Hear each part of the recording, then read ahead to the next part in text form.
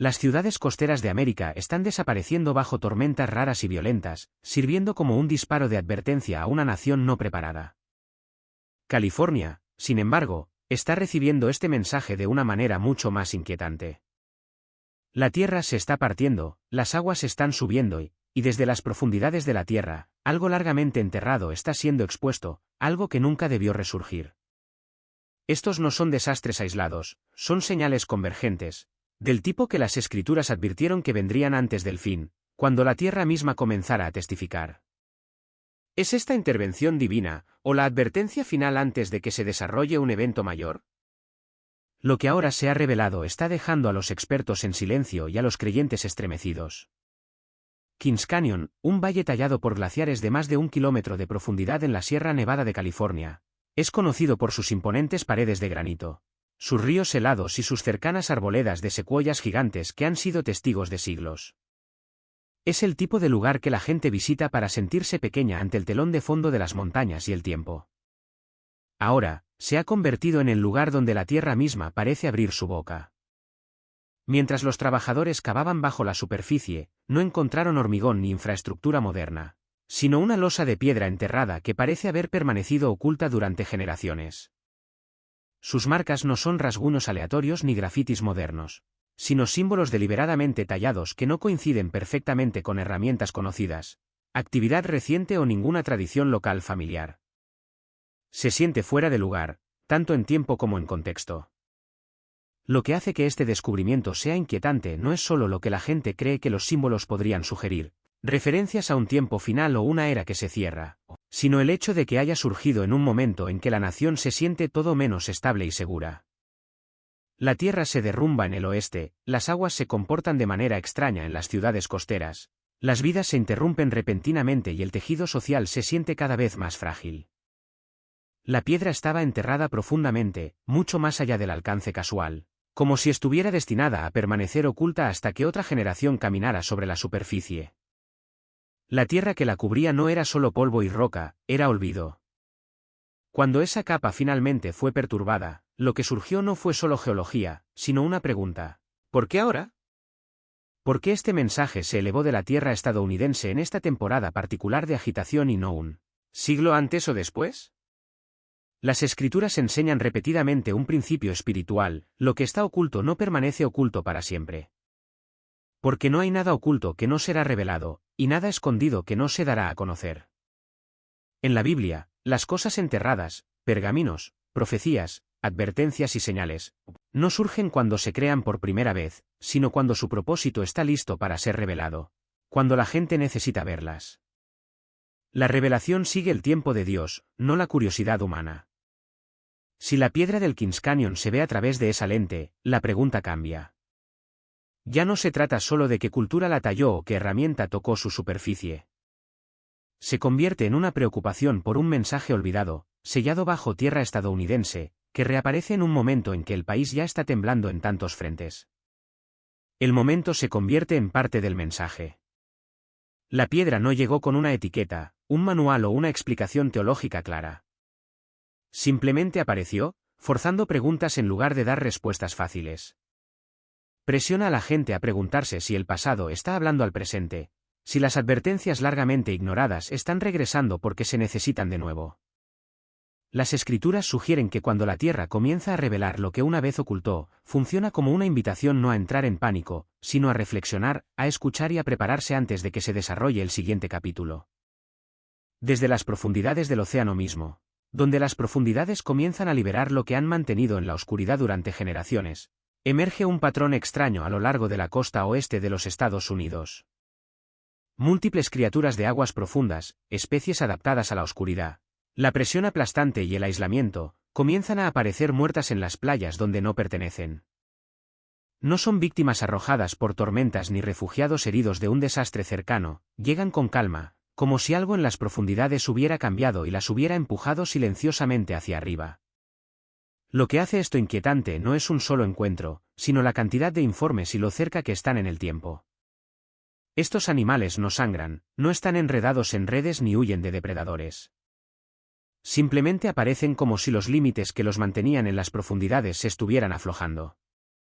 Los científicos hablan de cambios de temperatura, perturbaciones submarinas o corrientes alteradas, pero incluso con estas teorías, el momento y la concentración siguen siendo difíciles de explicar.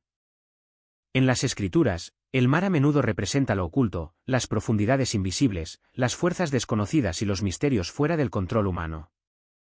Cuando la Biblia habla de que el abismo entrega lo que contiene, está describiendo un momento de revelación. Algo oculto sale a la luz, algo largamente enterrado ya no puede permanecer bajo la superficie. Estos momentos no siempre son violentos. A veces son silenciosos, casi gentiles, y sin embargo profundamente inquietantes. Sugieren que las líneas una vez firmemente trazadas están comenzando a desdibujarse. Cuando las criaturas adaptadas a las partes más oscuras del océano se elevan repentinamente sin miedo ni lesión, surge una pregunta: ¿qué ha cambiado debajo? ¿Y si el mar ha comenzado a revelar lo que una vez ocultó, qué más se está preparando para salir a la superficie? Esa pregunta no se queda en alta mar, se traslada tierra adentro a un río que ha dado forma a la historia de una nación. En el Mississippi, una vez llamado la columna vertebral de América, los pescadores que han trabajado esas aguas durante toda su vida comienzan a contar la misma historia. Algo enorme, una sombra en movimiento que rompe cuerdas, desgarra redes y desaparece en las profundidades como si el propio río estuviera vivo. Comienzan a circular imágenes de una forma oscura y masiva deslizándose silenciosa y poderosamente bajo la superficie. Los titulares locales lo llaman un misterio, pero muchos creyentes escuchan el eco de esa antigua pregunta. En la Biblia, las criaturas que surgen de las profundidades a menudo son más que animales, son señales, recordatorios vivos del poder de Dios y de los límites humanos. Incluso aquellos que descartaron la intervención divina admitieron en privado que la alineación de los eventos se sentía extraña, como si fuera orquestada por una mano fuera del alcance humano. Para muchos creyentes, el significado fue inmediato y aterrador. El libro de Job pregunta: ¿puedes sacar al Leviatán con un anzuelo o atar su lengua con una cuerda? Leviatán es representado como un símbolo de orgullo, caos y rebelión, una fuerza que ningún humano puede domar. El Mississippi, fuerte e inflexible, se convierte en un espejo del corazón de la nación. El gigante inalcanzable en sus aguas hace más que exponer el misterio de la naturaleza.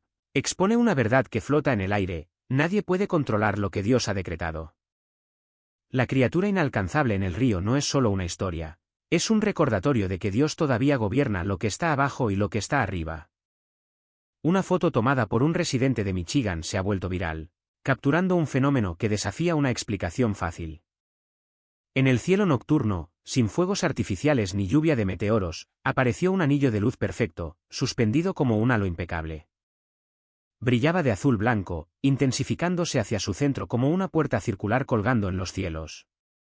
Debajo de ella, finos rayos de luz se disparaban rectos hacia abajo, perforando la oscuridad como clavos clavados en el horizonte. La formación permaneció perfectamente inmóvil, flotando como si estuviera anclada en su lugar. La luz no se dispersó al azar, fue deliberada, geométrica, precisa. Los testigos describieron el momento con voces temblorosas: no era solo luz. Estaba ordenado, un anillo, completo y radiante, abriendo el cielo sobre nosotros. Por un breve momento, muchos sintieron como si el cielo mismo se hubiera acercado. Otros en Michigan informaron haber detenido sus coches a un lado de la carretera, saliendo en silencio, con los teléfonos levantados, grabando lo que apenas podían comprender. Días después, en Nueva Jersey, apareció el mismo fenómeno, pero alterado. Se abrió como una puerta de luz, dividida en dos arcos luminosos, revelando un núcleo resplandeciente en su centro. Rayos se abrieron como espadas de fuego cortando la noche. Familias salieron a las calles. Algunos se quedaron sin palabras, otros cayeron de rodillas susurrando oraciones. Es como si el cielo se estuviera abriendo justo delante de nosotros, dijo un hombre en voz baja. Las redes sociales se encendieron con imágenes y vídeos inestables. Algunos cuadros mostraban el anillo de luz perfecto, liso y simétrico. Otros capturaron la puerta abierta que irradiaba un brillo tan intenso que bañaba tejados y árboles en un fuego pálido. Los escépticos señalaron ópticas atmosféricas, luz interactuando con cristales de hielo a gran altitud. Los meteorólogos sugirieron formaciones raras de pilares solares. Sin embargo, incluso algunos expertos dudaron: la geometría era demasiado nítida, demasiado equilibrada. demasiado exacta. Los efectos atmosféricos aleatorios normalmente no forman círculos perfectos, ni se abren simétricamente como puertas. ¿Cómo podría el azar alinear la luz con tal precisión, y luego mantenerla inmóvil en el cielo? Los creyentes no vieron contradicción. Se volvieron a Hechos 1 y 11, donde los ángeles declaran: este mismo Jesús, que ha sido tomado de vosotros al cielo, vendrá de la misma manera que le habéis visto ir al cielo. Para ellos, la puerta de luz en el cielo no fue una coincidencia, sino simbolismo. Un recordatorio de que los cielos no están sellados para siempre. Si Cristo ascendió a través de las nubes, ¿no podría regresar a través de una puerta de luz? Las imágenes dejan una pregunta inquietante a su paso: ¿son estos meros eventos ópticos raros? ¿O son señales escritas en el cielo nocturno? Sea cual sea la explicación, una cosa es segura para quienes lo presenciaron: esto no fue solo clima. Fue un mensaje. El tiempo es corto, y el rey está viniendo. Cada vez que la creación resiste el control humano, cuando las aguas, la tierra y el cielo forman un patrón juntos, es como si el cielo anunciara que la era de la arrogancia ha terminado. En Burbank, California, al atardecer, el cielo se transformó en algo que parecía sacado de otro mundo. Al desvanecerse la luz del día, finas nubes se encendieron repentinamente, doblándose y apilándose en una escalera vertical de luz que se elevaba desde el horizonte hacia los cielos. Cada segmento parecía un peldaño dibujado en fuego fundido.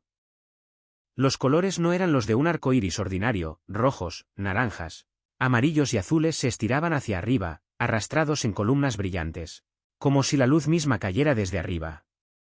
Vídeos y fotografías capturaron el momento, revelando algo aún más inquietante. La luz parecía fluir a lo largo de los peldaños, moviéndose arriba y abajo de la estructura luminosa como si una presencia invisible ascendiera y descendiera, entre el cielo y la tierra. No era caótico, estaba ordenado. Los testigos hablaban en voz baja, diciendo que se sentía menos como clima y más como un pasaje abriéndose en el cielo. El brillo era tan intenso que tejados y calles abajo fueron bañados en un resplandor de otro mundo. Muchos inmediatamente trazaron paralelismos con Apocalipsis 10:1. Vi a otro ángel poderoso descender del cielo, envuelto en una nube, y con un arco iris sobre su cabeza. Y su faz era como el sol, y sus pies como columnas de fuego. La imagen de las columnas de luz ardiente descendiendo parecía delinear la silueta de un ángel colosal oculto, dentro del resplandor. Para los que observaban, se sentía como si un ser masivo estuviera oculto dentro de la propia estructura de luz, las nubes como su vestidura, el color como su corona y el fuego como sus pies. Las redes sociales estallaron. Algunos lo llamaron un arco iris de fuego, otros dijeron que sus manos temblaban mientras veían la luz moverse, convencidos de que estaban presenciando un eco viviente de las escrituras desarrollándose sobre California. Los escépticos sugirieron ópticas atmosféricas raras, la luz del sol refractándose a través de cristales de hielo a gran altitud. Pero incluso entre los expertos, hubo vacilación. La alineación vertical, la estructura escalonada, la sensación de movimiento a lo largo de la luz, estos detalles eran difíciles de descartar como coincidencia. La formación no se desvió ni se disolvió rápidamente. Permaneció como si estuviera plantada entre dos reinos. Lo que hizo el momento aún más perturbador fue lo que siguió. Pocos días después en Dallas, Texas, los residentes informaron de un sonido largo y resonante que rodaba por el cielo. Llegó en oleadas, profundo, vibrante y sostenido, no sirenas, no aviones, no maquinaria. Las grabaciones capturaron un tono bajo, similar a una trompeta, que duró casi un minuto antes de desvanecerse en silencio. La gente salió corriendo, mirando hacia nubes vacías, escuchando el sonido que venía de todas partes a la vez. Muchos describieron escalofríos, diciendo que se sentía como una citación invisible. Las escrituras acudieron rápidamente a la mente. Apocalipsis 8:6 habla de ángeles que se preparan para tocar sus trompetas. Mateo 12:31 declara: y enviará sus ángeles con gran voz de trompeta, y juntará a sus escogidos de los cuatro vientos. Juntas, la escalera de fuego en Burbank y el sonido similar a una trompeta sobre Dallas dejan una pregunta que se niega a desvanecerse: ¿son estos meros fenómenos naturales raros, o son señales escritas en el cielo, anunciadas desde hace mucho tiempo y que ahora se desarrollan? Para muchos que los presenciaron, la respuesta ya estaba decidida: los cielos están hablando. Y el tiempo es corto. No mucho después de que el río comenzara a susurrar su advertencia, el cielo sobre el corazón del país respondió. En estados como Texas y Kansas, el aire se volvió pesado y verde, como si la propia atmósfera se estuviera preparando para el impacto. Nubes espesas y amoratadas se acercaron, y en minutos, el viento pasó de una brisa inquieta a una fuerza que doblaba árboles, destrozaba tejados y lanzaba escombros por las calles. Lo que había sido una tarde ordinaria fue tragada por una tormenta que parecía decidida a poner a prueba todo lo que se interponía en su camino. Siguió el granizo, no perdigones suaves, sino piedras duras y dentadas que golpeaban casas, coches y campos despejados con aterradora velocidad. En algunos pueblos, el granizo golpeó solo unos minutos, pero eso fue suficiente para destrozar tejados, romper ventanas y aplastar toda una temporada de cosechas. Huertos, viñedos y campos que habían requerido meses de preparación fueron destrozados en segundos. Los agricultores caminaron por sus tierras en silencio, mirando las ramas rotas y la fruta arruinada, dándose cuenta de que un año de trabajo se había borrado en un violento aguacero.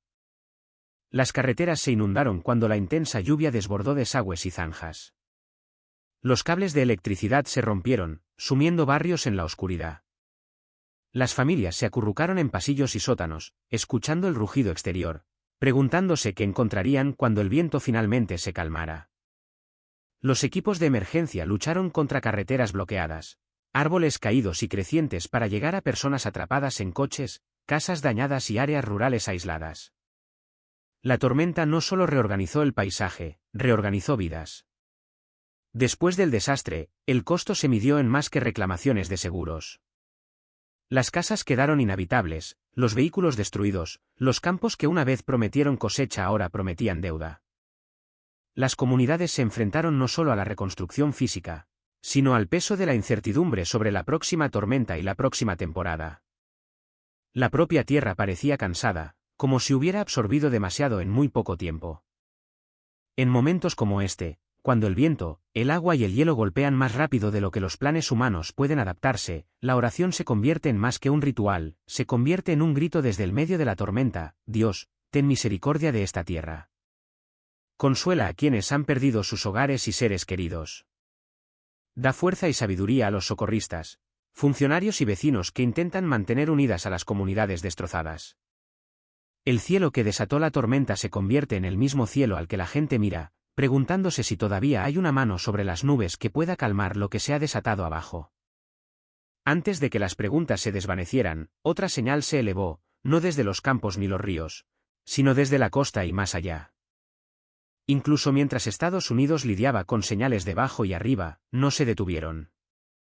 En los días siguientes, nuevos informes se extendieron por todo el país, cada uno diferente en detalle, pero todos haciendo eco de la misma inquietud. En el oeste, el horizonte se tornó del color del juicio. En las montañas rocosas, los incendios forestales rugieron a través de bosques y laderas secos como huesos, moviéndose más rápido de lo que las sirenas podían advertir. Para la tarde, las ciudades a cientos de kilómetros de distancia se encontraban bajo un cielo inquietante de color cobre y rojo. El sol se atenuó detrás de un velo de humo, y las cenizas cayeron como nieve gris sobre coches, porches y parques infantiles. Lo que una vez fue tierra exuberante ahora brillaba en líneas de fuego, cumpliendo la descripción profética de un lugar que parece el Edén antes de que pase el fuego y un desierto desolado detrás de él. Al mismo tiempo, las aguas de la nación comenzaron a enviar su propio mensaje. A lo largo de las riberas de los ríos y las costas, desde Florida hasta Texas y hasta el noroeste del Pacífico, los informes de muertes masivas de peces y vida marina varada se multiplicaron, miles de cuerpos aparecieron en la orilla sin causa clara. En algunos pueblos, el hedor a descomposición flotaba sobre puertos que alguna vez simbolizaron vida y comercio. Los lugareños miraban la superficie de ríos y bahías que parecían vibrantes solo meses antes y susurraban que el agua se sentía cansada, como si hubiera absorbido más de lo que podía soportar. En el corazón del país, la sequía revirtió la violencia anterior de la tormenta. Los campos que una vez estuvieron inundados ahora se agrietaban bajo el calor implacable. Los agricultores de estados como Kansas, Oklahoma y Missouri vieron marchitarse las cosechas antes de la cosecha, su tierra volviéndose de un marrón oscuro y fértil a un gris quebradizo. La misma tierra que había temblado días antes ahora yacía quieta, pero su silencio no era reconfortante, era el silencio del agotamiento. Para muchos creyentes, estos eventos no se sintieron aleatorios. Las Escrituras hablan de fuego que devora por delante y deja desolación detrás, de la creación gimiendo bajo el peso del pecado humano y anhelando ser liberada. Cuando los cielos se vuelven rojo sangre, los peces mueren en montones y la tierra fértil falla a la vez. La Biblia insta a las personas no solo a medir las pérdidas, sino a examinar sus corazones. Para los escépticos, estas son simplemente las consecuencias del clima, la mala gestión y el azar, un ciclo brutal pero natural. Pero para millones que observan y oran, forman un patrón, criaturas de mar profundo que se elevan, ríos que se agitan, tormentas que golpean, mares que arden, tierra que tiembla, bosques que arden, aguas que mueren. Se siente menos como una lista de desastres desconectados y más como una sola oración creciente escrita en un continente. En toda América, esta cascada de señales envió ondas a través de todas las comunidades. En las playas de Florida, las familias todavía se reunían donde las llamas habían bailado sobre las olas, algunas arrodilladas en oración silenciosa. En los pueblos ahogados por el humo del oeste, los vecinos repartían mascarillas y agua mientras las iglesias abrían sus puertas como centros de refrigeración y lugares para orar. En las pequeñas comunidades agrícolas, los pastores se paraban entre campos marchitos y altares llenos, llamando a la gente a buscar al que envía la lluvia y la retiene. A medida que las señales se multiplicaban y las comunidades respondían con miedo, confusión y una esperanza silenciosa, comenzaron a surgir preguntas más profundas, preguntas que ningún titular, gráfico o hashtag puede responder completamente. ¿Qué están diciendo realmente las aguas ardientes, la tierra temblorosa y los cielos inquietos? ¿Son solo un cúmulo de eventos raros, o pertenecen a una historia más grande, una que se ha estado desarrollando durante generaciones y ahora se acerca a la superficie? A lo largo de las Escrituras, los momentos en que el orden natural parece doblarse, cuando las aguas se desbordan, los cielos se oscurecen o la tierra tiembla, no se tratan como accidentes sin sentido. Están tejidos en un tapiz más grande de pacto, advertencia y redención. Recordatorios de que la creación no es independiente de su creador, y que nuestro mundo se mueve hacia un destino, no a la deriva sin propósito. Jesús, en el Evangelio de Lucas, habló de señales en el sol, la luna y las estrellas, y de naciones en angustia, perplejas por el rugido del mar y las olas, no para llevar a la gente a la desesperación, sino para llamarlos a mantenerse despiertos, a levantar la cabeza y a estar listos en lugar de sorprendidos. Estas imágenes son vívidas a propósito, están destinadas a sacudirnos del sueño espiritual, no a paralizarnos con el miedo. Apocalipsis lleva la imagen más lejos con copas derramadas y trompetas sonadas, no como catástrofes aleatorias, sino como advertencias que se vuelven más fuertes cuando los corazones se vuelven sordos, como alarmas que escalan cuando las anteriores son ignoradas. Pablo, en Romanos 8, describe la creación gimiendo como dolores de parto, no para decir que todo se desmorona sin esperanza, sino para mostrar que incluso la sacudida apunta hacia una futura restauración cuando la creación y la humanidad sean liberadas. Vistos bajo esa luz, estos eventos recientes se convierten en más que historias aterradoras. Se convierten en preguntas del mundo de Dios a su pueblo. ¿Están escuchando? ¿Están despiertos a más que solo el próximo ciclo de crisis? ¿Están dispuestos a dejar que la sacudida afloje su control sobre lo que no puede durar? Tales preguntas exigen más que análisis científicos o reacciones rápidas en línea. Invitan al discernimiento espiritual, un corazón humilde y vigilante que pueda sostener dos verdades a la vez, que no todo desastre es un juicio directo, y sin embargo, ninguno de ellos está vacío de significado. En cada generación donde las señales se hicieron más fuertes, la invitación fue la misma: vigila, ora e interpreta sabiamente, no para predecir fechas, sino para vivir preparado, anclado y alerta. En lo profundo de las colinas Apalaches, ocurrió algo aterrador. Comenzó en silencio. La arcilla bebió la lluvia hasta que no pudo más, y luego la tierra respondió desde abajo. No sonaron alarmas, ningún titular advirtió de lo que se agitaba abajo. La vida continuó a lo largo de valles estrechos y viejas ciudades mineras, ajena a la presión que se estaba acumulando muy debajo de sus pies en roca, en agua y de maneras que nadie podía ver. Cuando finalmente se produjo el cambio, no comenzó con arroyos desbordados. Antiguos ríos subterráneos, mapeados durante mucho tiempo y luego olvidados, irrumpieron a través de arcilla fracturada como venas abiertas. El agua no se precipitó solo del cielo, surgió de las profundidades. Las laderas se plegaron hacia adentro. Los puentes colgantes se rompieron como si fueran cortados desde abajo. Los túneles de carbón abandonados se convirtieron en conductos, convirtiendo minas olvidadas en canales violentos que dirigieron la inundación directamente al corazón de las ciudades. Los testigos hablaban con voces conmocionadas. Un voluntario local dijo, el agua no se comportó en absoluto como una inundación. Vino de lugares que nunca pensamos que debíamos temer. No del arroyo, no de la lluvia. Subió debajo de la propia carretera. Otro recordó haber visto la tierra abrirse, revelando capas que ninguna persona viva había visto, mientras la corriente arrastraba fósiles, enormes huesos de ballena incrustados en piedra, silenciosos recordatorios de que estas montañas estuvieron una vez bajo el mar. Era como si la propia tierra estuviera confesando una historia que había guardado en silencio durante siglos. Comunidades enteras se vieron obligadas a irse, no por carreteras, sino por caminos de agua que tallaron en desesperación. Se construyeron barcos con puertas, barriles y madera de desecho. Las familias flotaron más allá de las agujas de las iglesias y el equipo de minería oxidado medio sumergido, navegando por memoria en lugar de mapas. Lo que falló primero no fueron los tejados, sino la tierra debajo de ellos. Los cimientos cedieron silenciosamente, como si se disolvieran en lugar de romperse. Lo más sorprendente no fue el caos, sino la exposición. La infraestructura moderna, carreteras, pilones, losas reforzadas, colapsó donde descansaba sobre suposiciones superficiales. Las antiguas presas de piedra y las laderas con raíces de árboles perduraron más tiempo. Un ingeniero en el sitio admitió, construimos para lo que podíamos ver, no para lo que estaba debajo de nosotros. Sus palabras no solo describían el hormigón y la arcilla, describían una forma de vida. Durante años, la región se había presentado como resiliente, comunidades que podían soportar un golpe, economías que podían recuperarse, tradiciones que parecían inquebrantables. Pero a medida que el agua surgía de lugares ocultos, arrastraba más que lodo. Expuso decisiones enterradas, laderas explotadas, túneles vaciados, atajos y advertencias olvidadas. Lo que parecía estable en la superficie se había debilitado silenciosamente desde adentro. Las escrituras tienen un lenguaje para momentos como estos. Génesis 7 habla de las fuentes del gran abismo que se abren, un juicio que no cayó solo del cielo sino que brotó de abajo. Oseas advierte sobre mover piedras límite, cambiar marcadores antiguos para obtener ganancias, perturbar el orden que Dios estableció. En los Apalaches, la gente comenzó a preguntarse si no solo habían movido límites físicos, sino también morales, estirando lo que era aceptable, normalizando lo que una vez se habría cuestionado, asumiendo que nunca habría una consecuencia.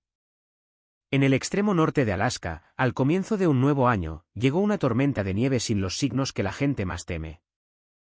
Llegó en medio de un invierno ya lleno de titulares, incendios en el oeste, inundaciones en el corazón del país, tormentas a lo largo de las costas, cuando muchos esperaban que el calendario reiniciara lo que el país acababa de soportar. Sin viento aullador, sin cielos blancos. El aire mismo se espesó, como si el frío tuviera peso. La respiración se volvió quebradiza. El sonido viajaba extrañamente, y dentro de ese silencio, la presión comenzó a actuar hacia adentro. Los antiguos abetos, arraigados durante siglos, no se doblaron ni cayeron, se partieron desde adentro. El frío se apretó más rápido de lo que la madera podía liberarlo. A lo largo de la tundra, los oleoductos desaparecieron bajo una nieve densa e inmóvil. Las cuadrillas decían que las vías no fueron aplastadas por la fuerza, sino sepultadas por una acumulación que nunca derivó, nunca se dispersó con el viento. Simplemente se quedó. Un piloto describió flotar sobre un valle congelado cuando la aeronave comenzó a fallar en el aire. Se formó hielo en las palas del rotor, no por humedad o tormenta, sino por un aire tan frío que sis del metal expuesto instantáneamente. Se sintió como si el cielo mismo se hubiera vuelto sólido, dijo más tarde. Se realizaron aterrizajes de emergencia sin viento, sin advertencia, bajo cielos despejados. La gente de la región no pudo evitar notar la sincronización. Mientras el resto de la nación discutía sobre elecciones, mercados y conflictos en el extranjero, los primeros días del año trajeron un tipo diferente de punto de quiebre, uno que no tenía nada que ver con la política y todo que ver con los límites. Job 38 preguntó una vez, ¿de dónde nace el hielo, y quién da su fortaleza a la escarcha? Esas palabras resurgieron en conversaciones no gritadas, sino susurradas, como si la propia estación estuviera respondiendo. Esta no fue una tormenta que atacó desde afuera, trabajó hacia adentro, superando silenciosamente umbrales que nunca habían sido probados. Al mismo tiempo, la misma semana, el mismo invierno, el mismo comienzo de año inquieto, a miles de kilómetros al sur, los Everglades se convirtieron en vidrio. De la noche a la mañana, las temperaturas cayeron muy por debajo de lo que los humedales habían registrado jamás. El agua del pantano se endureció. La superficie de los pantanos se convirtió en vidrio. Los caimanes se congelaron en el lugar, atrapados en posturas de supervivencia que no podían completar. Las palmeras se volvieron marrones en horas. Arboledas enteras murieron de pie. Cuando el hielo retrocedió días después, la tierra reveló restos largamente enterrados, huesos de animales preservados en sedimentos, expuestos por una helada que penetró más profundamente de lo que la memoria moderna permitía. Un guardabosques comentó: la tierra recordó algo más antiguo que nosotros. Era como si, en medio de una nación que esperaba un nuevo comienzo, la propia tierra estuviera trayendo cosas viejas a la vista. El Salmo 147 pregunta: ¿quién podrá resistir ante su frío? La pregunta aterrizó de manera diferente en un invierno como este. Después de un año de desastres de miles de millones de dólares, disturbios sociales y la sensación de que todos los sistemas estaban bajo tensión, nos preparamos para tormentas, ruido. No nos preparamos para el silencio. ¿Ves el patrón? El problema no era la profundidad de la nieve, sino una temperatura más allá de lo esperado. En Alaska, no el viento, sino una quietud insoportable. En Florida, no un enfriamiento gradual, sino una caída repentina que llegó más profundo de lo que nadie pensó posible. Lo que une estos eventos no es la geografía, sino el método y el tiempo. Nada se anunció, sin sirenas, sin transición violenta. Estas cosas sucedieron justo en la ventana en que la gente estaba haciendo resoluciones, planes, diciéndose a sí misma: este año será diferente. Los sistemas fallaron porque se construyeron para promedios. La vida persistió solo donde la adaptación tenía profundidad. Un biólogo local lo dijo claramente: nos preparamos para las tormentas. No nos preparamos para el silencio. Estos momentos no exigen conclusiones apresuradas. Invitan al examen, especialmente en una temporada en la que todo el país se pregunta qué tipo de año se avecina. El frío, como el agua, no discute, revela. Pone a prueba lo que nunca ha sido probado simplemente porque nunca tuvo que serlo antes. Y cuando la creación habla de esta manera, no acusa. Los elementos están testificando. Justo al comienzo del año, en pleno invierno, mientras todo lo demás ya se está sacudiendo, ¿estás listo para lo que viene? Desde las profundidades del océano hasta el suelo del corazón del país, desde el silencio del invierno hasta los mares ardientes, el mensaje no es que toda esperanza esté perdida, sino que la confianza prestada se está agotando. Los cimientos que nunca cuestionamos están siendo probados ante nuestros ojos: cimientos físicos, minas, diques, vías férreas, oleoductos y suburbios construidos sobre la suposición de que la Tierra se comportaría como siempre lo ha hecho, cimientos económicos y sociales, sistemas alimentarios, modelos de seguros, redes eléctricas y economías locales que se tensan bajo choques repetidos, cimientos morales y espirituales, límites movedizos poco a poco, confianza depositada en lo temporal, y una creencia silenciosa de que el mañana siempre se parecerá a ayer. Cuando las profundidades se agitan, el agua y el frío no discuten. Revelan, muestran donde algo ha sido vaciado, adelgazado o descuidado. Las inundaciones expusieron tierra hueca. Los incendios en el mar expusieron explicaciones frágiles. Los terremotos expusieron la confianza en lo que nunca estuvo garantizado. Este no es un guión para el pánico, es una citación a la honestidad. Si la tierra, el agua y el cielo nos recuerdan que nada creado es permanente, entonces quizás lo más sabio que podemos hacer en esta hora es simple: mirar de nuevo en qué estamos confiando. Alzar la vista más allá de lo que se puede sacudir, y vivir como si aquel que advirtió de estos días fuera también aquel que todavía los sostiene. Nuestra noticia principal de esta noche: un terremoto de magnitud 5,0 struck cerca de Susanville hace poco menos de 2 horas. Anoche, la frontera entre el desastre y el milagro se disolvió en el paisaje estadounidense, atrayendo la atención mundial. Sin previo aviso, la propia tierra comenzó a convulsionarse. Desde Michigan hasta Dakota del Norte, una cadena de terremotos golpeó con una unidad inquietante, no una onda, sino una sacudida coordinada que cruzó las fronteras estatales.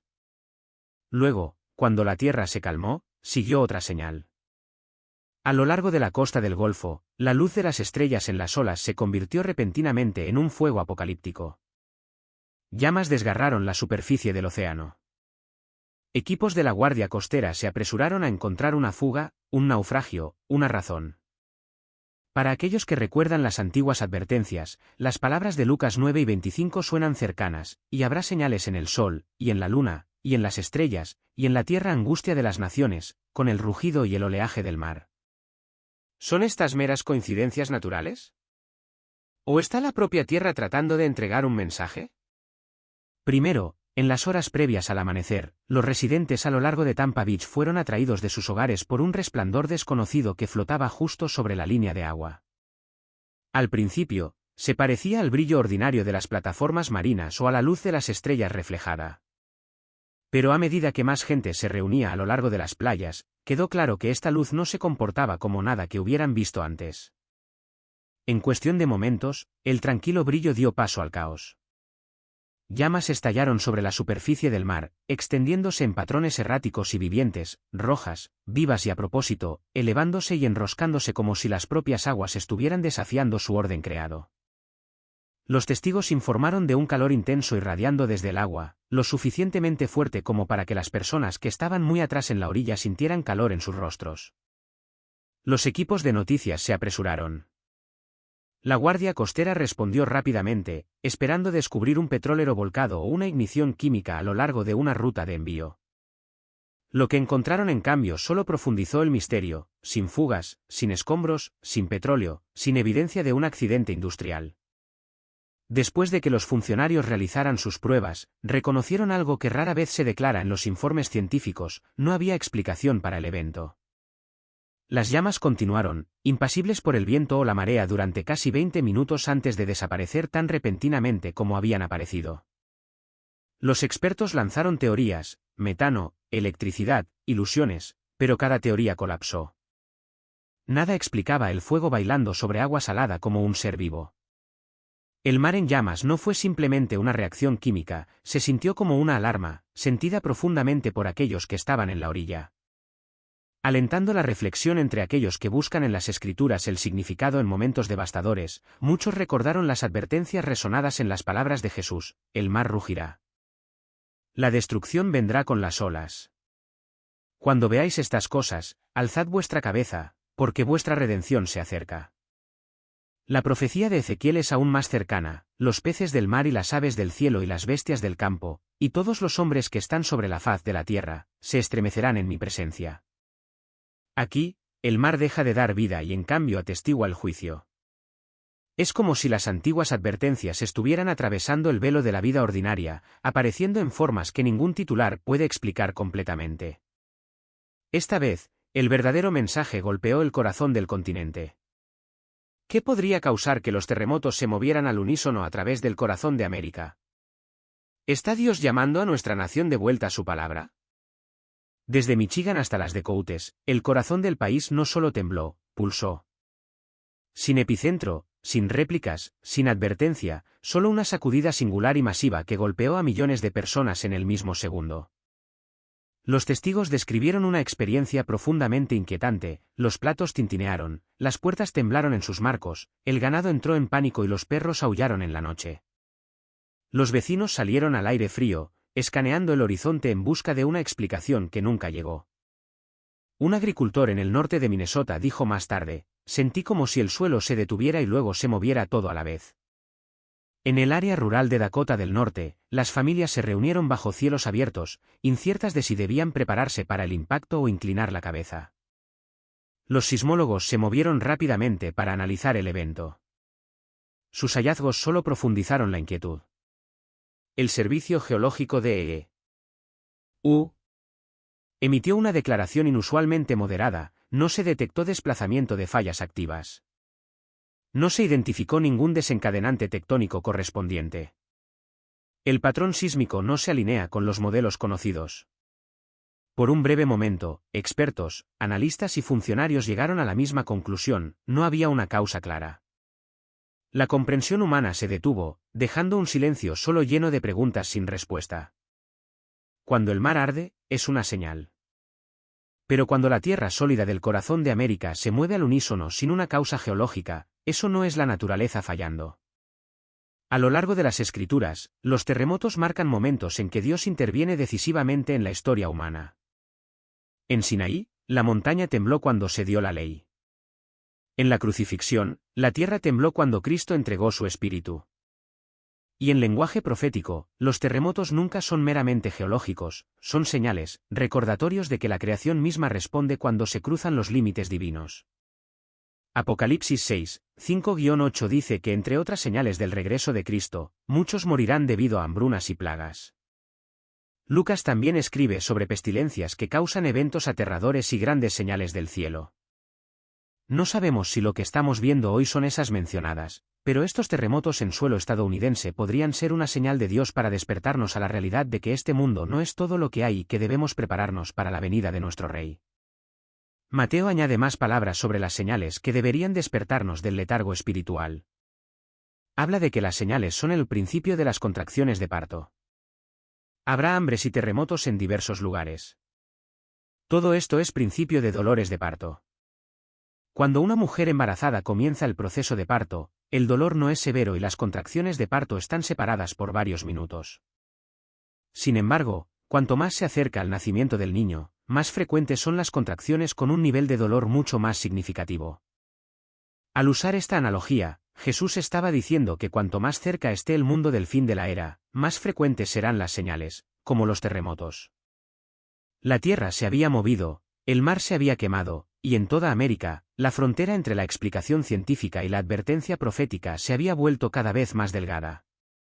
A medida que estas señales extraordinarias son examinadas, no estamos simplemente reuniendo datos, estamos preguntando si nuestra generación está siendo abordada a través de los mismos cimientos de la tierra y el cielo.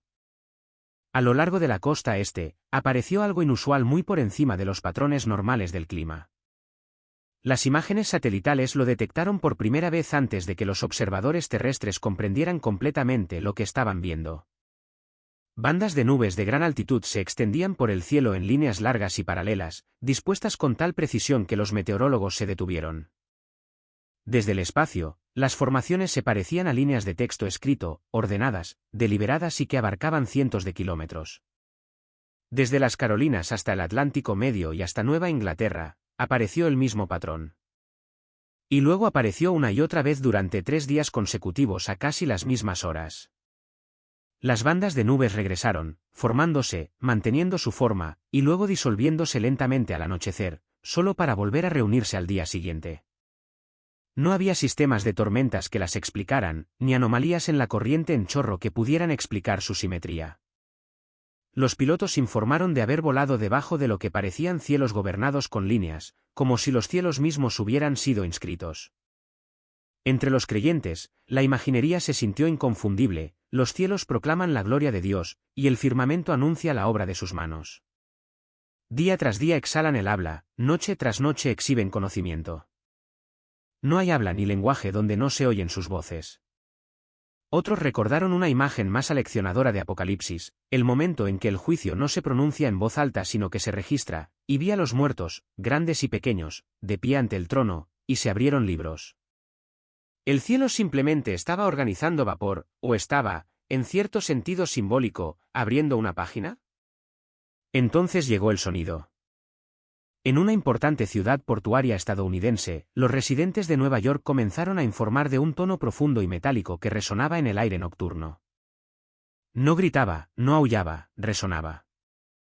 Una explosión baja, similar a una trompeta, pesada y mecánica, pero extrañamente hueca, como si viajara desde una gran distancia.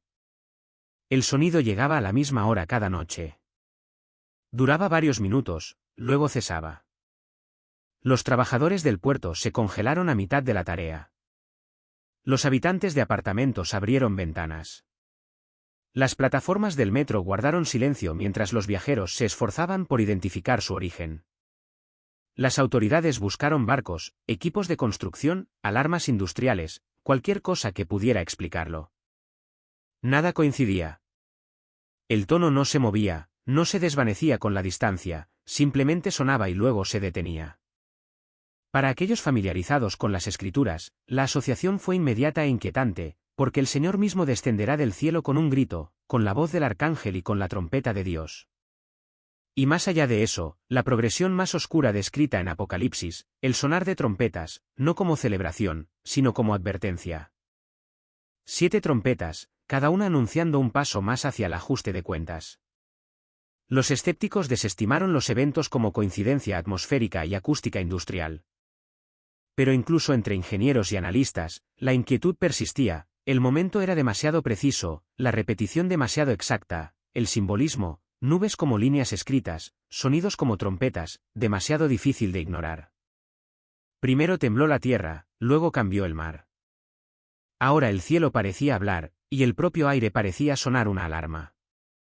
Tomados en conjunto, estos no fueron catástrofes ruidosas, sino señales estructuradas, ordenadas, contenidas, casi pacientes, como si la creación no estuviera entrando en pánico, sino testificando.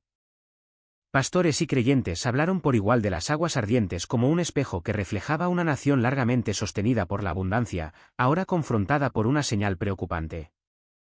Muchos recordaron a sus congregaciones, cuando el agua, destinada a curar y sustentar, comienza a arder, puede estar llamando a un pueblo a regresar antes de que siga algo mayor. Otros recurrieron de nuevo a las palabras habladas por Jesús hace 2000 años, y habrá señales en el sol, y en la luna, y en las estrellas, y en la tierra angustia de las naciones, con el rugido y el oleaje del mar. En Michigan y Kansas, los servicios religiosos dominicales se desbordaron, con asistentes, feligreses habituales junto con recién llegados, agarrados por la preocupación y el asombro. Los pastores reelaboraron sus mensajes, pasando de la inspiración cotidiana a súplicas apremiantes por preparación espiritual. Un ministro instó a la congregación: Dios está sacudiendo a América. ¿Nos apartaremos o escucharemos la llamada? Los pastores de todo el Medio Oeste hablaron claramente a sus congregaciones esa mañana: quizás estos temblores sincronizados no sean accidentes de la naturaleza, sino señales, contracciones antes de algo importante, una advertencia destinada a llegar a una nación que se ha vuelto complaciente. En 2022, las redes sociales explotaron de actividad. Hashtags como en Time Trumpet y en Time Signs USA encabezaron las tendencias durante días mientras las cadenas de noticias recopilaban y analizaban vídeos virales de océanos ardientes a explosiones de trompeta que resonaban sobre barrios urbanos. Miles de comentarios fluyeron, escépticos cuestionando la autenticidad, otros compartiendo historias de encuentros que cambiaron sus vidas, y innumerables usuarios planteando la escalofriante pregunta: ¿coincidencia o una advertencia divina? No todas las respuestas rebosaban de seguridad u optimismo. Miedos de juicio inminente surgieron en algunas publicaciones, mientras que otras abrazaron la acción. Reuniones de oración improvisadas surgieron en parques. Vecinos ofrecieron ayuda y suministros a los conmocionados, y foros digitales lanzaron diálogos basados en la fe y redes de apoyo mutuo. En la ciudad de Nueva York, el ruido similar a una trompeta detuvo a los peatones en seco, algunos filmando frenéticamente, otros abrumados por las lágrimas. En Colombia, los lugareños describieron un profundo silencio que descendió después del sonido errático, una quietud que llevaba un peso sagrado. Desde ciudades bulliciosas hasta aldeas tranquilas, prevaleció una urgencia compartida, un impulso nacional para encontrar significado, consuelo y dirección a través de la oración, conversaciones o actos de bondad. Las personas en toda América pasaron de ser meros observadores de lo insólito a buscadores activos en un profundo despertar espiritual. Luego vino una señal no de fuego, sonido o cielos escritos, sino de la vida misma moviéndose fuera de ritmo. Sobre la región de los Grandes Lagos, los sistemas de radar meteorológicos comenzaron a registrar una anomalía que al principio parecía un error de datos. Lo que deberían haber sido rutas de migración limpias y direccionales, en cambio, formaron una vasta masa giratoria. Tras un examen más detenido, los operadores se dieron cuenta de que la señal era biológica, no atmosférica. Era una bandada, una inmensa congregación de aves migratorias dando vueltas sin fin sobre la misma región durante horas. No eran bandadas dispersas corrigiendo el rumbo, era un cuerpo unificado, miles de fuerte, volando en un bucle continuo que desafiaba cada patrón conocido de migración estacional. No avanzaban hacia el sur, no se dispersaban, giraban. las cámaras terrestres pronto confirmaron lo que sugería el radar. Sobre una ciudad junto al lago, las aves formaron una colosal espiral, ampliándose y apretándose a cámara lenta, pareciendo una corona viva suspendida contra el cielo. La formación se mantuvo, precisa y deliberada, como si estuviera gobernada por un centro invisible. El tráfico se ralentizó. Los peatones se detuvieron. La ciudad guardó silencio bajo el sonido de las alas. Luego, sin previo aviso, el patrón colapsó. La bandada se rompió, no en pánico, sino en una liberación repentina, dispersándose en todas direcciones y desapareciendo más allá del horizonte, dejando un cielo vacío y un silencio inquieto. Los biólogos lucharon por explicar lo ocurrido. Las aves migratorias se encuentran entre los navegantes más fiables de la creación, guiados por campos magnéticos, estrellas y relojes internos refinados durante milenios. No se quedan sin razón, no giran sin rumbo. Y sin embargo, durante ese lapso de tiempo, algo interrumpió su saber. Para aquellos atentos a las escrituras, la simbología era penetrante, la cigüeña en el cielo conoce sus tiempos. La tórtola, la grulla y la golondrina observan el tiempo de su venida, pero mi pueblo no conoce la ordenanza del Señor. Criaturas formadas para obedecer las estaciones aparecieron desorientadas, mientras que la humanidad, dotada de conciencia y advertencia, continuó, en gran parte impasible. La señal no fue ruidosa, no amenazó, simplemente reveló una fractura en el ritmo mismo de la creación. Las palabras de Pablo resonaron con renovada claridad, porque sabemos que toda la creación gime a una, y de ella esperamos los dolores de parto hasta ahora. Esto no fue destrucción, fue disonancia, como si la creación, fiel durante mucho tiempo a sus cursos, vacilara, se detuviera, diera vueltas antes de continuar su camino. Y en esa vacilación, una pregunta quedó flotando bajo las alas que se desvanecían: si incluso las criaturas del aire pueden perder momentáneamente el rumbo, ¿qué significa cuando una nación ya no reconoce la estación en la que se encuentra? No mucho después de que los cielos volvieran a callar, la atención se centró hacia el oeste, hacia una montaña que se suponía que estaba en silencio. En una remota cordillera de las tierras altas americanas, un volcán que había dormido sin ser molestado durante siglos comenzó a exhibir un comportamiento que ningún registro podía explicar. No hubo temblores, ni calor ascendente, ni neblina sulfurosa flotando por los valles. Los instrumentos no detectaron movimiento de magma bajo la superficie. Según todas las medidas científicas, la montaña permaneció inactiva, y sin embargo, cada noche comenzaba a brillar. Los observadores la notaron por primera vez justo después del anochecer. Desde el borde del cráter, una columna vertical de luz se elevaba directamente hacia el cielo que se oscurecía, constante, inquebrantable, sin parpadear ni extenderse. No era fuego, sin embargo, ardía con claridad, dorado pálido en su base, volviéndose blanco a medida que ascendía.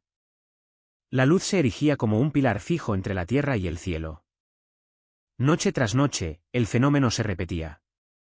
El aire permanecía fresco. Las estrellas seguían nítidas. No caía ceniza. No fluía lava. La montaña no erupcionaba, respiraba luz. Los satélites confirmaron lo que veían los testigos terrestres: un rayo estacionario confinado a la cumbre, inafectado por el viento o la nubosidad. Los científicos atmosféricos buscaron explicaciones: descarga de plasma, gas ionizado, rara refracción óptica. Pero cada teoría falló bajo escrutinio. No había sistema de tormenta, ninguna perturbación electromagnética, nada que hubiera producido tal iluminación o disciplina. La montaña no estaba destruyendo, estaba señalando. Para aquellos inmersos en las escrituras, la imaginería era imposible de pasar por alto. En el desierto, Dios no guió a su pueblo a través de erupciones o colapsos, sino a través de la presencia hecha visible. El Señor iba delante de ellos, de día en columna de nube para guiarlos por el camino, y de noche en columna de fuego para darles luz. Esta montaña no derramó juicio, permaneció quieta e iluminó la oscuridad, sin embargo, la quietud tenía peso. Apocalipsis habla de un tiempo en que las montañas ya no son neutrales, cuando se convierten en instrumentos, señales de poder restringido hasta su momento señalado. El segundo ángel tocó la trompeta, y algo como una gran montaña ardiendo en fuego fue arrojada al mar. Aquí, sin embargo, la montaña no fue arrojada, permaneció en su lugar, ardiendo pero no consumiendo. Al igual que con las aves que daban vueltas sin rumbo, esta señal no gritó, no forzó la interpretación. Esperó, como si ofreciera advertencia y guía, visible solo para aquellos dispuestos a levantar la vista. Algunos lugareños describieron una quietud abrumadora cerca del sitio, la sensación de que la montaña estaba despierta pero paciente. Otros hablaron en voz baja de miedo, no por lo que estaba sucediendo, sino por lo que aún no había sucedido. Si la bandada desorientada reveló una ruptura en el ritmo de la creación, esta montaña iluminada sugirió algo completamente diferente, no caos, sino restricción, no destrucción, sino misericordia contenida en la intención. Una luz encendida donde el fuego debería haber caído. Y una vez más, la creación pareció detenerse, como si esperara ver quién reconocería la señal y quién continuaría caminando en la oscuridad, sin mirar nunca hacia arriba. A medida que las señales proliferaban y las comunidades lidiaban con asombro, pavor o anticipación, surgieron profundas preguntas, preguntas más allá del alcance de los ciclos de noticias o las tendencias virales. ¿Qué hay detrás de los mares ardientes, la tierra temblorosa y las trompetas celestiales? Simples coincidencias, sucesos raros o hilos en un antiguo tapiz profético cada vez más insistente en medio de la agitación global. Las escrituras enmarcan repetidamente las interrupciones naturales, aguas en llamas, cielo rojo sangre, upheavals sísmicos, como señales divinas, subrayando el vínculo de la creación con las promesas divinas, la rendición de cuentas y la renovación. Jesús predijo en Lucas 9:25, y habrá señales en el sol, y en la luna, y en las estrellas, y en la tierra angustia de las naciones, con el rugido y el oleaje del mar, tejiendo conversación e historia. Estas no son metáforas vagas, sino alertas crudas diseñadas para conmover las almas. Apocalipsis amplifica la imaginería, ángeles desatan copas sobre el mar, tiñéndolo de rojo sangre. Trompetas suenan desde el cielo, convocando al arrepentimiento en medio de las aflicciones. Joel 2, 30-31 se hace eco de esto, y mostraré prodigios arriba en el cielo y señales abajo en la tierra, sangre, y fuego, y vapor de humo, el sol se convertirá en tinieblas, y la luna en sangre, antes que venga el día grande y espantoso del Señor. Cada anomalía sirve como dolores de parto, Mateo 24, 7-8, anunciando cambios cósmicos. Pablo afirma en Romanos 8, 21-22 que la creación misma será liberada de su esclavitud a la podredumbre y llevada a la libertad y gloria de los hijos de Dios. Mientras toda la creación gime con anhelo, cuando los elementos estallan en fuego, temblor o explosión, señalan la interacción de los reinos material y eterno, trascendiendo la explicación empírica. ¿Estos sucesos nos invitan a reflexionar? ¿Marcan el clímax de la profecía? ¿Está el Creador utilizando la naturaleza, océanos, tierra, cielos, para despertar una era somnolienta? ¿O son contracciones intensificadas hacia la revelación final? Más allá del análisis, tales acertijos requieren perspicacia orante. Como en cada era de presagios, el llamado perdura, velad, pues, porque no sabéis cuándo vendrá el Señor de la casa, Marcos 1:33. Discernir con sabiduría a medida que nos acercamos cada vez más a la venida del Señor. Encuentro triste que, a pesar de que muchos son conscientes de que estamos en los últimos tiempos de la historia humana, la gente ponga excusas en lugar de poner sus vidas en orden con Dios. Muchos están jugando a la ruleta rusa espiritual, un juego de poner una bala en el tambor de un revólver de 6 tiros, apuntarlo a la cabeza y apretar el gatillo. Nunca va a pasar, dicen. Juegan con sus vidas eternas a que Cristo no vendrá a poner fin al mal que ocurre en este mundo. Esta locura está en los corazones de las personas, a pesar de que ven señal tras señal de su pronta venida. Jesús lo habló en términos de personas invitadas a un banquete y que rechazan la gracia del que las invita. Pero él le dijo, un hombre dio un gran banquete, e invitó a muchos. Y a la hora del banquete envió a su siervo a decir a los invitados, venid, que todo está preparado ahora. Pero todos por igual comenzaron a poner excusas. El primero le dijo, he comprado una finca y necesito ir a verla. Por favor, considéreme excusado. Lucas 14, 16-20. Es hora de prepararse para el banquete con el Señor y dejar de poner excusas. Si eres cristiano, este mundo no es tu hogar. Al igual que yo, anhelando a mi familia, nuestro Señor anhela nuestra reunión. Ha pasado casi 2000 años preparando un lugar para nosotros para que donde Él esté, allí estemos también nosotros. Juan 14, 1-3. La alegría inundará su corazón en las bodas del Cordero. Cuando nos muestre dónde viviremos juntos, debe ser decepcionante para el que algunos ni siquiera estén esperando ese día. En cambio, ponen excusas y eligen las cosas de este mundo. Muchos desconocen las señales bíblicas de los tiempos que nos rodean. Están espiritualmente dormidos y no esperan la venida de Cristo. Estos deberían ser días de preparación. Antes de celebrar la Pascua y la liberación de Egipto hacia la tierra prometida, el pueblo judío pasó días de preparación. Todavía lo hacen, ya que el Cordero de Pascua se traía a casa 4 días antes de ser sacrificado, Éxodo 12, 3-6. Las casas de los israelitas se barrían meticulosamente antes de la Pascua porque también era la fiesta del pan sin levadura. Y cada miga de levadura o leudante debía ser barrida y puesta en el cubo de basura. La levadura o leudante habla de pecado.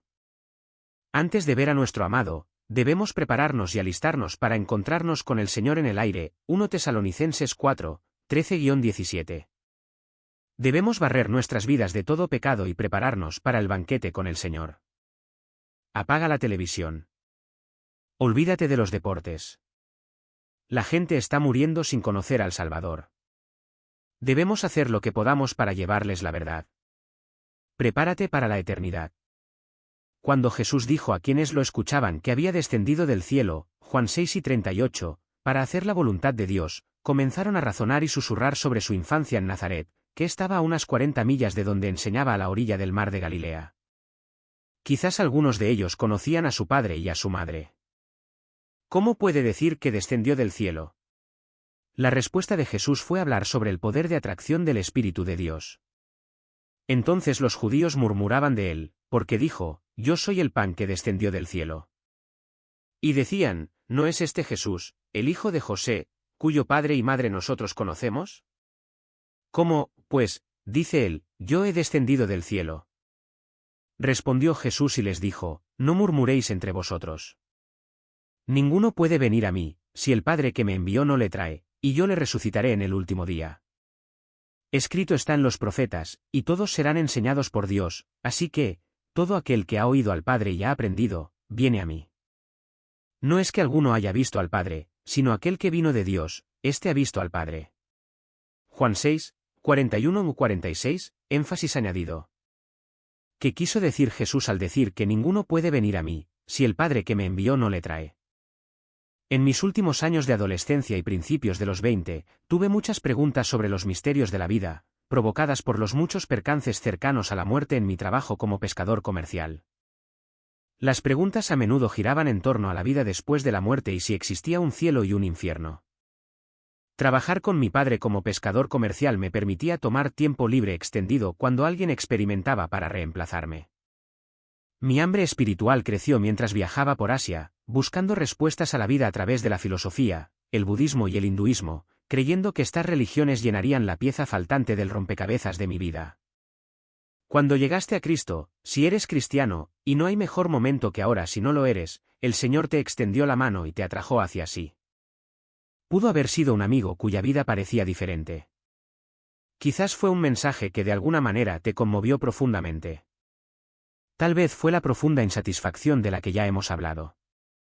También pudo haber sido un libro donde una oración en particular te agarró como un anzuelo que se aferró firmemente en tu alma, y fue solo cuestión de enrollarte hacia Cristo. Todos estos son signos de la obra del Espíritu de Dios, que te corteja hacia Cristo para que puedas recibir el don de la vida eterna en Él. En el versículo 45, Jesús describe nuevamente cómo Dios obra de esta manera: todo aquel que ha oído al Padre y ha aprendido, viene a mí. Si aún no lo conoces, quizás hoy sea el día para pedirle que entre en tu vida. Nunca sabes si tendrás otra oportunidad. Estamos observando la confrontación de Jesús con los fariseos en Juan 5. Justo después de que Cristo sanara al inválido junto a la piscina de Betesda, el Señor dijo que era igual al Padre en 5 maneras diferentes. Luego habló de un tiempo en que los muertos oirán y vivirán.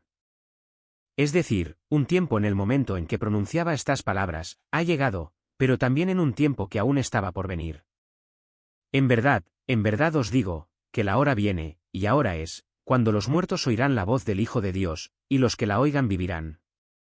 Porque como el Padre tiene vida en sí mismo, así también ha dado al Hijo tener vida en sí mismo, y le ha dado autoridad de juzgar, por cuanto es el Hijo del Hombre.